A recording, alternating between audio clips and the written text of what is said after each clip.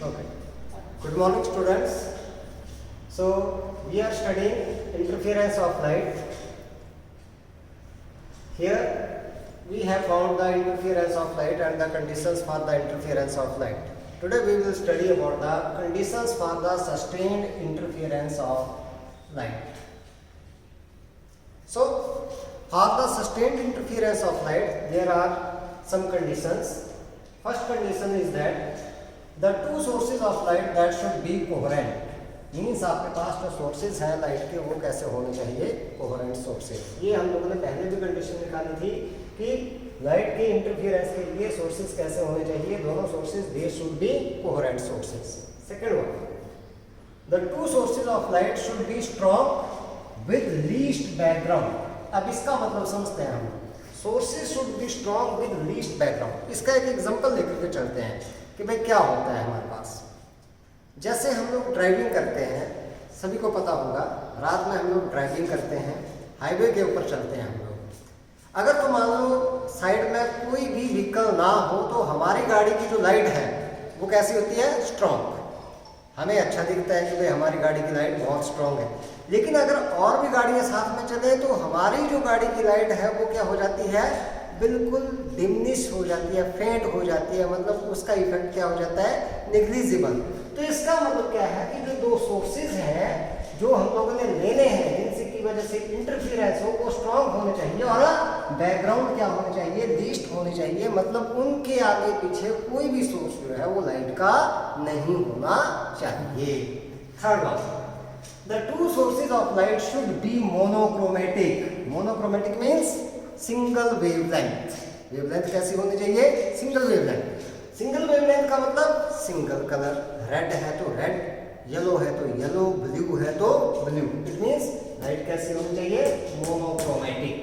Third one, the light from the two sources preferably that should B of same amplitude. मतलब अगर बराबर amplitude होगा तो हमने बात की थी कि जब हमारे पास A is equal to B, previous हम लोगों ने लेक्चर में किया था, अगर A is equal to B, amplitude बराबर हो गया तो intensity of the bright fringe that is maximum and the intensity of the dark fringe that is a zero. It means that there is a clear contrast between the bright and dark fringes. तो इनके अगर amplitude बराबर हो गए तो हमारे पास dark और bright fringes में क्या आ जाएगा, क्लियरली हम लोग कंट्रास्ट कर सकते हैं, डिफरेंशिएट कर सकते हैं। इसलिए बराबर एम्पलीट्यूड के होने चाहिए हमारे पास, सेम एम्पलीट्यूड के। Fifth one is the two sources of light should be close to each other. जैसे हम लोगों ने ये लिए थे, दो स्लिट ली थी हम लोगों ने इस तरीके से, ये A और ये B, ये दोनों स्लिट्स क्या होनी चाहिए, एक दूसरे के क्लोज होनी चाहिए। These should not be far apart from each other. तो ये दोनों क्या होने चाहिए, close to each other. Next one, the two sources of light should be point size. ये कैसे होने चाहिए आपके पास, पॉइंट साइज। मीन्स यहाँ पर आपके पास ये जो है the size that should be corresponding to the wavelength of the light. ऐसा माना जाता है कि इनका जो साइज है वो क्या होना चाहिए, corresponding to the wavelength of the light. और हमें बताया that the wavelength of the visible light that is of the order of 10⁻⁷ metre. अब देख लो ये कितना साइज है हमारे पास, इस साइज का आपके पास ये क्या होना चाहिए, साइज आना चाहिए इन सोर्सेज का। ठीक है, अब बात करते हैं हम लोग इसकी, थोड़ा सा एक पॉइंट लेकर के चलते हैं हम लोगों ने डिफरेंट कलर्स की बात की थी कि जैसे blue colour of the sky that is due to the scattering of the light. हम लोगों ने बात की थी that the silver colour of the air bubble in the water that is due to the total internal reflection of the light. हम लोगों ने बात की थी इसकी that is the 7 colours of the light due to the dispersion of the light, वो हम लोगों ने बात कर ली थी। लेकिन कई बार क्या होता है हमारे पास कि दैट इन द सीडी आप लोगों के पास आती है, डिस्क आती है, या हम लोग बात करते हैं कि इसकी ऑयल बिखरा हो पानी के ऊपर, या फिर हम लोग बात करते हैं सोप बबल, उसमें हम लोगों को क्या होता है, डिफरेंट कलर्स दिखाई देते हैं। वो किसकी वजह से दिखाई देते हैं, so that colours are due to the interference of light due to the thin films. अब ये एक्चुअल में हमारे पास एक जो सिलेबस में नहीं है, interference of light due to the thin films, that is not in syllabus. लेकिन ये क्वेश्चन जरूर पूछ लिया जाता है कि that what is the reason behind the colour in the soap bubble or in the oil spread on the water or in the CD, तो उसका रीजन क्या है आपके पास, that is due to the interference of a light. हम लोग बात करेंगे अब किसकी, यहाँ पर कुछ रिजल्ट्स की बात करेंगे जो हम लोगों ने यहाँ पर डिस्कस करने हैं। रीजनिंग बहुत ही इंपॉर्टेंट रीजनिंग है जो हम लोगों ने यहाँ पर स्टडी करनी है।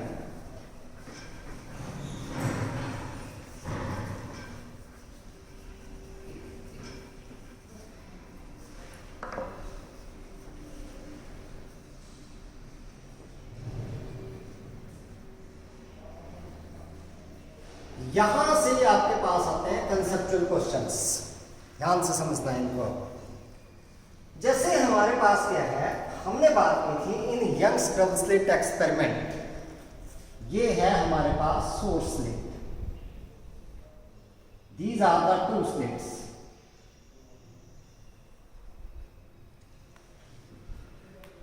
ये दिस इज बी, ये सोर्स स्लिट मैंने इसको मान लिया small s. Let the distance between the planes of the source slit and this double slit that is equal to S, this distance that is equal to D, ये हम लोगों ने मान लिया। आगे हम लोगों ने स्क्रीन बनाई, ये बात अलग है। तो हमने क्या मान लिया यहाँ पर, let this S that is the size of source slit, second one S that is the distance of the plane of two slits from the plane of source slit,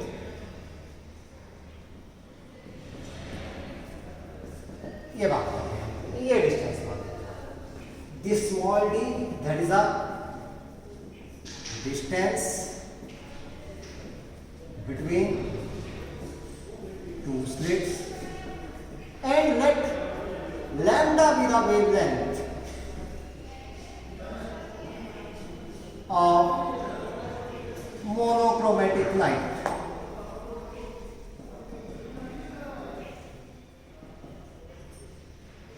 जो कि हम लोगों ने यूज की है। Then the interference of the light only takes place, interference of light only takes place when this S upon S is less than lambda upon D. This is the condition for the interference of light.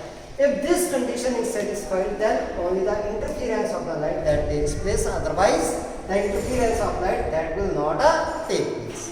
अब यहाँ से आती है reasoning. अब reasoning आप लोगों के पास किस तरीके से आती है, उसमें हम लोग देखते हैं। सिर्फ 2 पॉइंट है, क्योंकि अब 1 मार्क के क्वेश्चन जो है, 20 क्वेश्चन जो है वो 1 मार्क के आने लग पड़े हैं, तो उसमें बहुत ज़्यादा चांसेस हो जाते हैं कि यहाँ से 1 मार्क के क्वेश्चन जो है वो आना शुरू हो जाए। तो उसमें हम लोग बात करते हैं। पहली बात, ये तो कंडीशन सभी को ध्यान में होगी। यहाँ पर इसको पहचानना कैसे आप लोगों ने, जब बात की गई हो, सोर्स की बात की गई हो, आपके पास distance between the source and the plane of the slits की बात की गई हो, ये बात की गई हो, सोर्स और distance between the source and the plane of slits, बस इनकी बात की गई हो, बाकी किसी की बात यहाँ पर नहीं की जाएगी। पहला आप लोगों के पास क्वेश्चन रहता है यहाँ पर number 1 question, when size of source slit is increased. मान लो size of source slit is increased.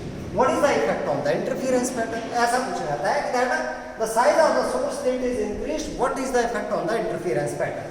तो जब size of source slit is increased, मतलब ये S is increased, S, तो इसका सोल्यूशन देखेंगे हम लोग, S increases, तो इसका मतलब S upon S increases। भाई ये बाकी चीजें कांस्टेंट रखी है, ये इंक्रीज हुआ तो ये भी क्या हुआ, इंक्रीज हुआ, तो ये इंक्रीज हुआ, so interference of light takes place till the condition, कौन सी condition, this s upon s less than lambda upon d is a satisfied. जब तक ये कंडीशन सेटिस्फाइड होगी तब तक इंटरफेरेंस होगा, जैसे ही ये इससे ज्यादा हो जाएगा आपके पास इंटरफेरेंस नहीं। अब दूसरी बात करते हैं हम लोग। सेकंड कंडीशन क्या है, दूसरा ये पूछा जाता है कि that the source is move towards the plane of the slits. Second one, source is moved towards the plane of slits. इस साइड को मूव कर दिया हमने, प्लेन ऑफ द स्लिट्स। अब देखते हैं क्या, इसको इस साइड को मूव किया, इसका मतलब एस क्या हुआ, कैपिटल एस क्या हुआ, डिक्रीज हुआ। इट मींस एस डिक्रीजेस, बाकी चीजें कांस्टेंट रखी तो इसका मतलब क्या हुआ, एस अपॉन एस इंक्रीजेस। क्योंकि इसको डिक्रीज कर रहे हैं तो ये पूरा वेक्टर तो क्या हो रहा है, इंक्रीज हो रहा है। ये इंक्रीज हो रहा है तो मतलब ये आपके पास इंक्रीज हो रहा है, तो interference of light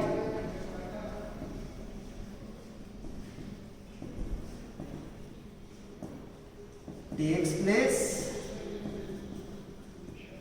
till the condition s upon s less than lambda by d is a satisfied. Pause. Next one, the reasoning is from the fringe width in the interference pattern. ये अलग से है थोड़ा सा। We know that the fringe width, this is the linear width beta that is equal to lambda d by d, ये हम लोगों ने निकाला था, and the angular width that is given by lambda by d, small d, where this capital D that is the separation between the screen and the plane of the slits, and this is small d that is the separation between the two slits। ये ध्यान में रखना है capital D क्या है और small d क्या है। तो यहाँ पर पहले बात करते हैं हम लोग effect of wavelength.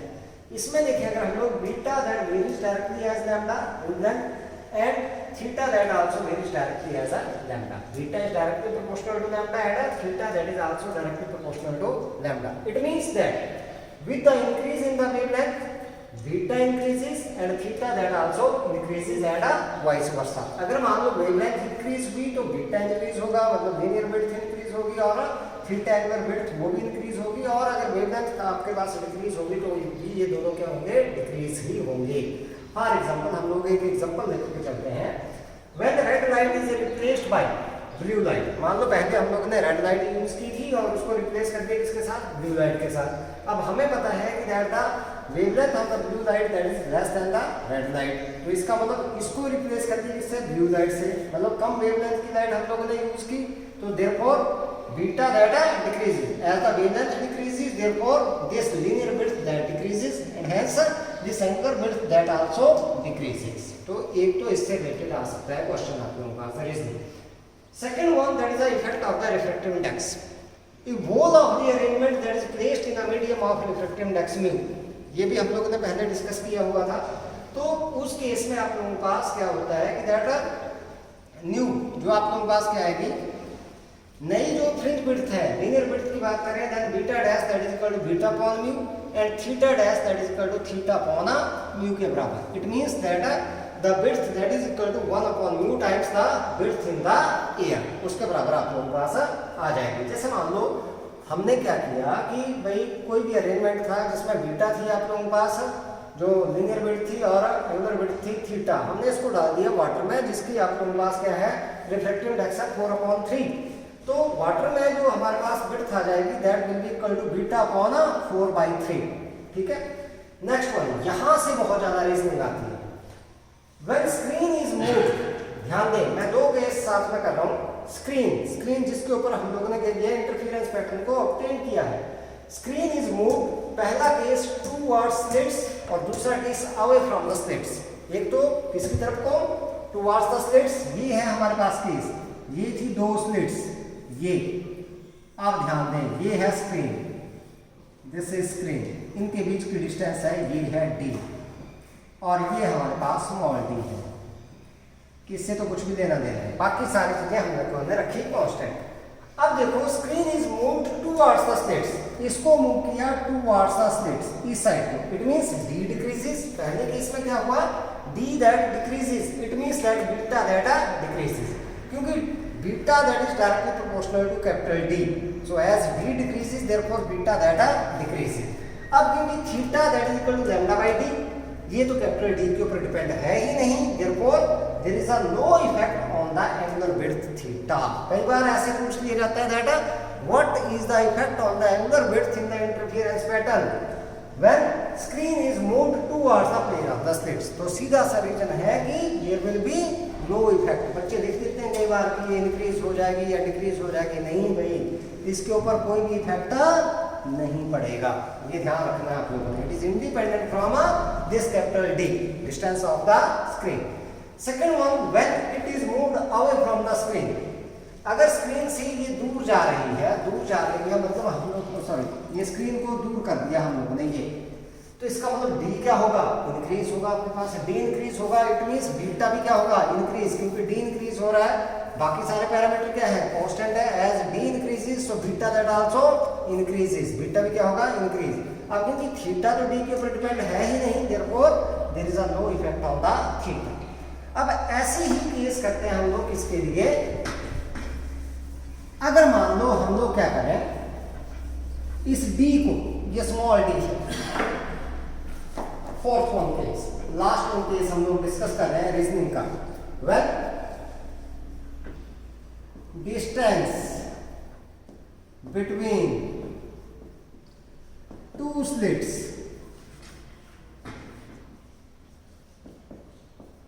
is A part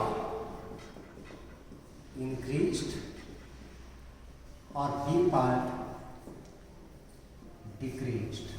अब देखते हैं यहां से, पहले की इंक्रीज की मींस ये D हम लोगों ने इंक्रीज किया, A पार्ट की बात करते हैं हम लोग सॉल्यूशन में, D इंक्रीजेस,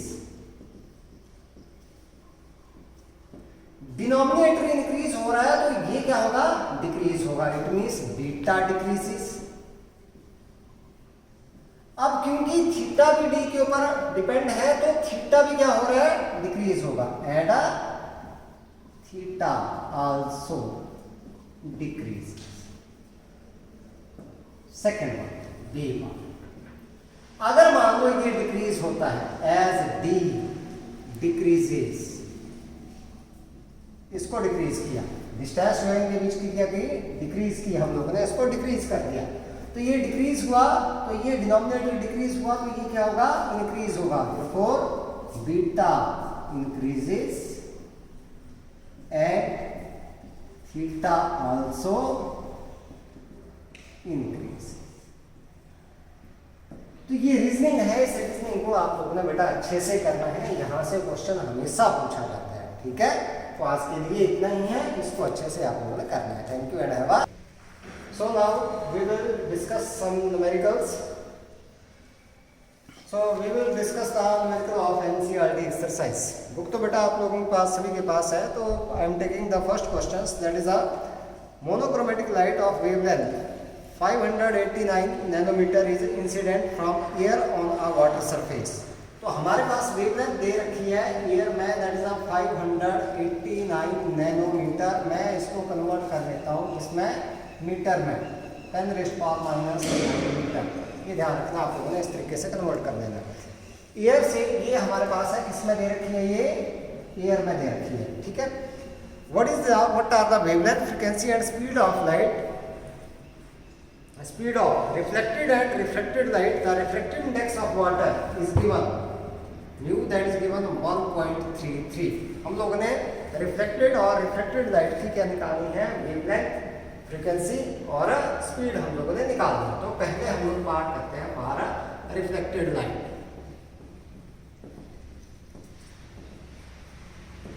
हमें पता है that in reflected light the wavelength, the speed और the frequency that remains same, कुछ भी चेंज नहीं होता है। The phase that only changes by 180 degree, phase हमारे पास चेंज होता है। तो हमारे पास यहाँ पर wavelength that will remain same, that is 589 nanometre, means that is 589 into 10 raised power minus 9 metre. Speed की बात करें तो स्पीड ऑफ लाइट सभी को पता है एयर और वैक्यूम में, that is equal to 3 into 10 raised power 8 metre पर सेकेंड। फ्रीक्वेंसी के लिए रिलेशन अगर हम लोग बात करें for frequency C that is equal to nu into lambda, so it means that is a nu that is equal to C by lambda।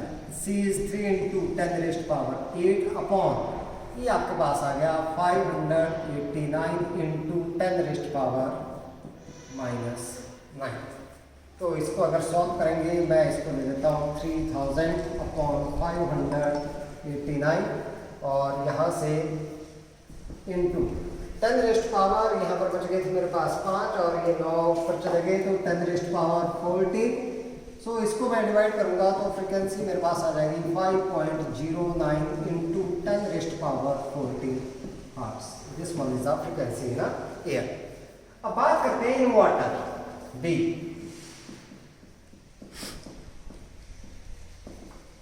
In water में पता है हम लोगों को कि when the light that goes from one medium to another medium, the frequency that remains same, wavelength और speed change होगी लेकिन frequency क्या हो जाएगी आपके पास चेंज हो जाएगी। तो frequency चेंज होगी, frequency सेम रहेगी आपके पास, wavelength चेंज हो जाएगी, speed चेंज हो जाएगी।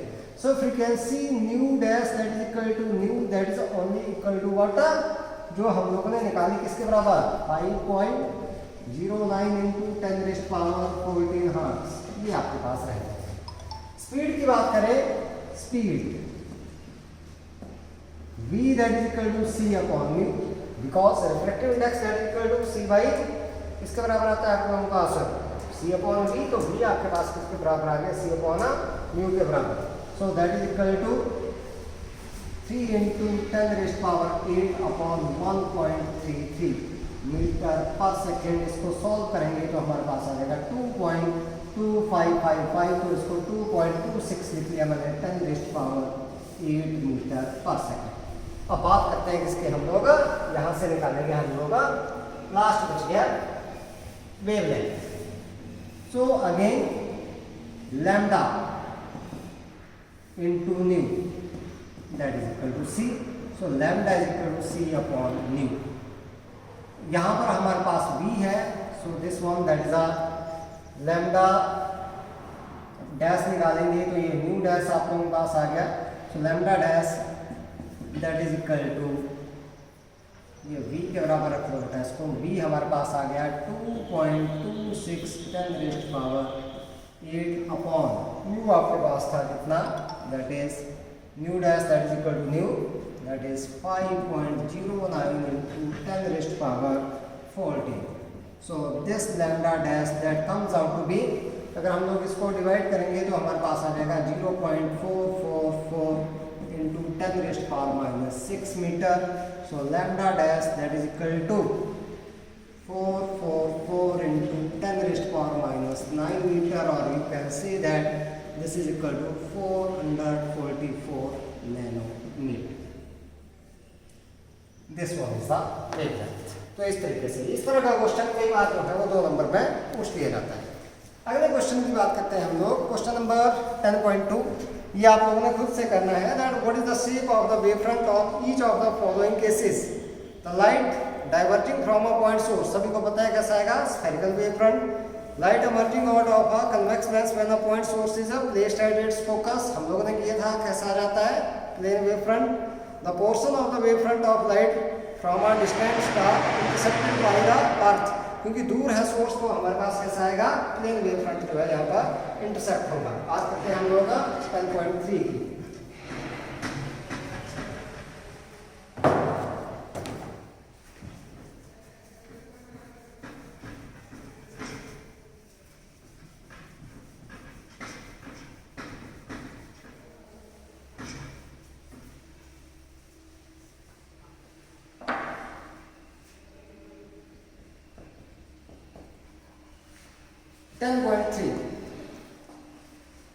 A part, The refractive index of glass is 1.5.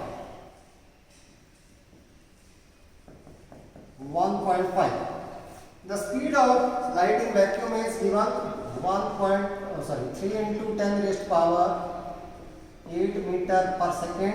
We have to find out the speed of the light in the glass. तो सभी को पता है V that is equal to C upon mu that is equal to 3 into 10 raised power 8 upon 1.5 meter per second. So V that is equal to 2 into 10 raised power 8 meter per second.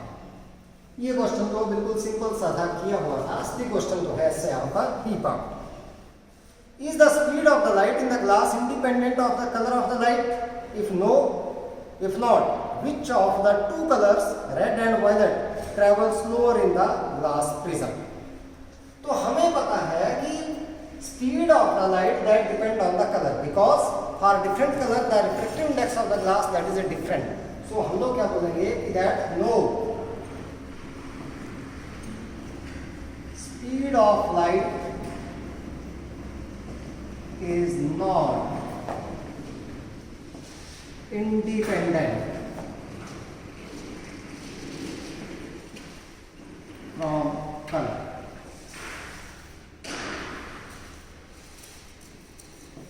Of light, because different color have different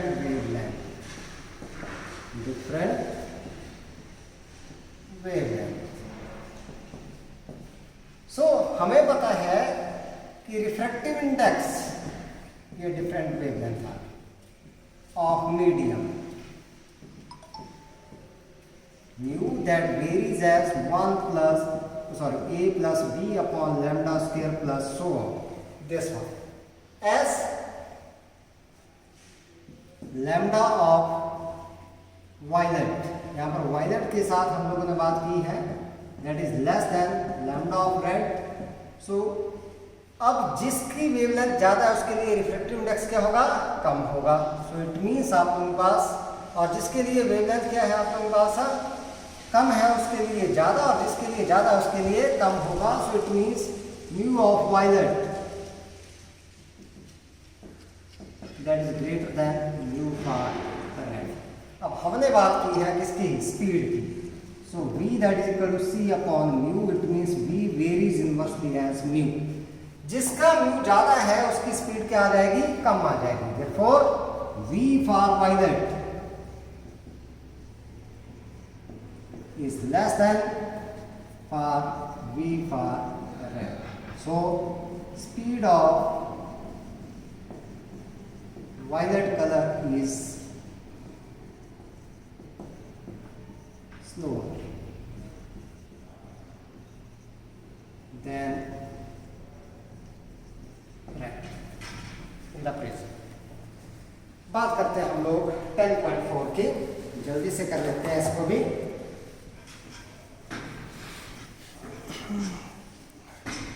अब बात करते हैं interference की. हम जल्दी solve करेंगे इनको.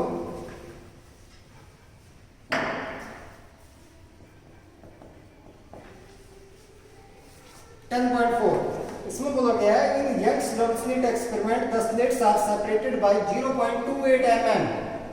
दो स्लिट्स के बीच की distance 0.28 mm means 0.28 into 10 raised power minus 3 metre.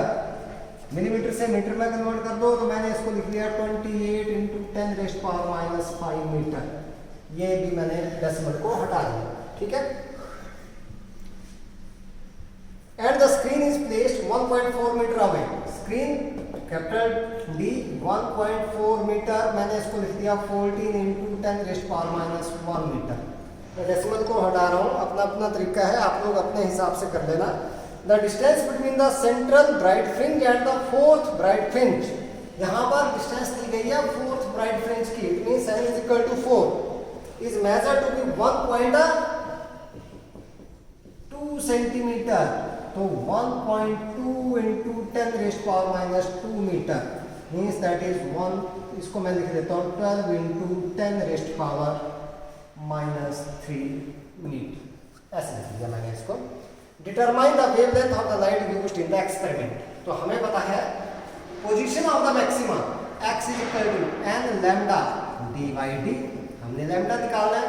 x हमारे पास कितना है 12 into 10 raised power -3 is equal to n है 4, लैम्डा हम लोगों ने निकालना है, कैपिटल D है 14 इंटू 10 रेस्ट पावर -1 और d हमारे पास स्मॉल d की बात करें तो कितना है 28 इंटू 10 रेस्ट पावर -5। ठीक है, तो यहाँ से देखिए हम लोग ये 14 2 8 हो गए और ये 2 2 4 हमारे पास कट गए। So 12 into 10 raised power -3 is equal to, ये बच गया हमारे पास 2 into 10 raised power 4 lambda. So lambda is equal to 12 into 10 raised power -3 divided by 2 into 10 raised power 4। So lambda is equal to 6 into 10 raised power -7 meter. This one is the wavelength. Nanometre में निकालना चाहो तो आप लोग निकाल सकते हो। This is equal to 600 into 10 raised power -9 metre. तो हम लोग लिख सकते हैं lambda is equal to 600 nanometre, ऐसे भी लिख सकते हो, लेकिन कोई ज़रूरत नहीं है, आप लोग यहाँ तक निकाल सकते हो। This one is the wavelength. Next one 10.6 जो है ये भी बहुत ही इंपॉर्टेंट क्वेश्चन है। 10.6 10.5 हम लोगों ने पहले कर लिया है।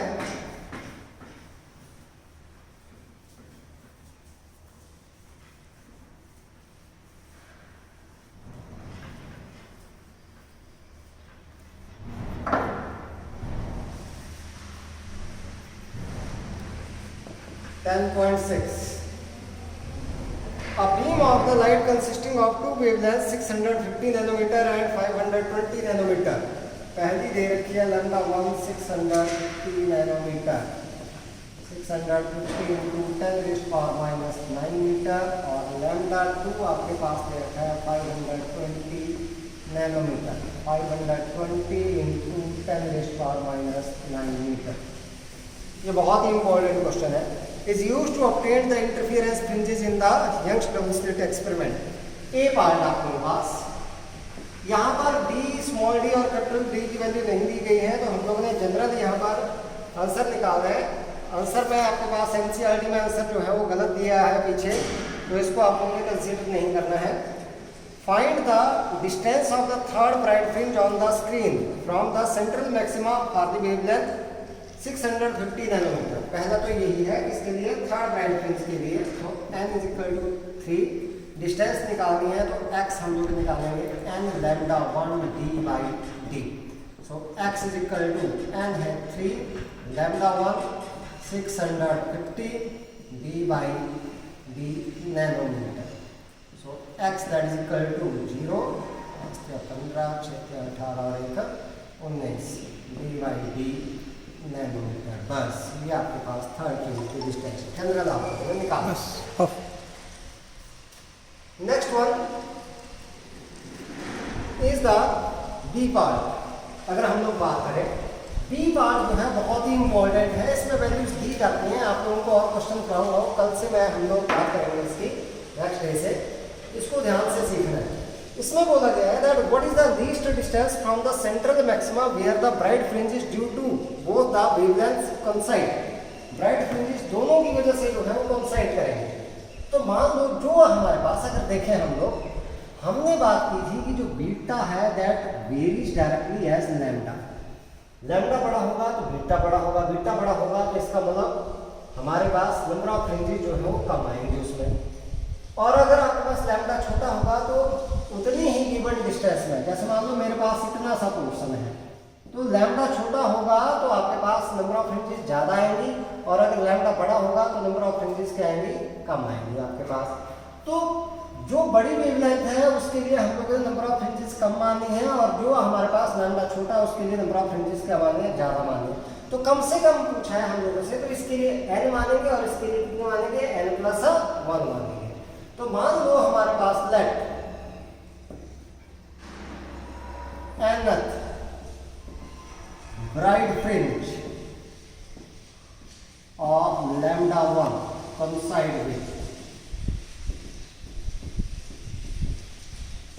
n+1 ब्राइड फ्रिंज of λ2 ऐसे कंसाइड करेंगे आपके पास। ये जस्ट अगला मानना है आप लोगों ने। तो इसका मतलब आपके पास क्या हो गया, therefore डिस्टेंस है हमारे पास, दोनों की डिस्टेंस आएगी तो बराबर ही है हमारे पास। तो जो डिस्टेंसेस है वो बराबर होनी चाहिए। तो हमारे पास क्या है distance, that is n λ1 d/d that is equal to n+1 λ2 d/d। ये होना चाहिए, d/d से d/d cancel out, n λ1 is equal to n+1 λ के बराबर। वैल्यू को रख दें, तो n λ1 है कितना 650 नैनोमीटर से नैनोमीटर कैंसिल आउट हो जाएगा दोनों साइड, n+1 520 10 से 10 कैंसिल आउट हो जाएगा तो 65 n is equal to 52 n plus 52। यहाँ से देखें तो आपके पास आ गया 30 13 n इज इक्वल टू 52, सो n is equal to 4। Value आ गई 4 n की। अब nth किसके लिए माना है हम लोगों ने, λ1 के लिए, और n+1 किसके लिए, इसके लिए। इसका वो चौथी फ्रिंज जो है वो किसकी, λ1 की, और पांचवी किसकी, इसकी मिल रही है। तो जब भी आप लोगों ने फार्मूला रखना है, डिस्टेंस निकालनी है, अगर λ1 ले रहे हैं तो n लेनी है वैल्यू, और λ2 ले रहे हैं तो n+1 लेनी है। तो distance x that is equal to n λ1 d/d। So x is equal to n कितना है 4, ये है आपके पास कितना 650 d/d, नैनोमीटर में ही निकाल रहा हूँ मैं।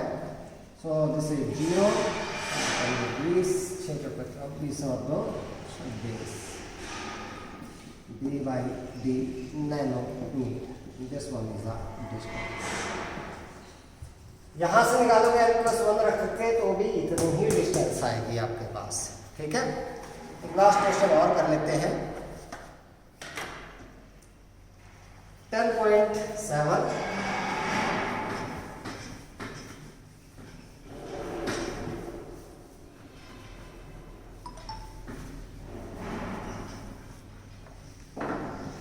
बहुत सिंपल सा क्वेश्चन है, कुछ नहीं करना है इसमें। 10.7 In the double slit experiment, the angular width of is found to be 0.2 degree.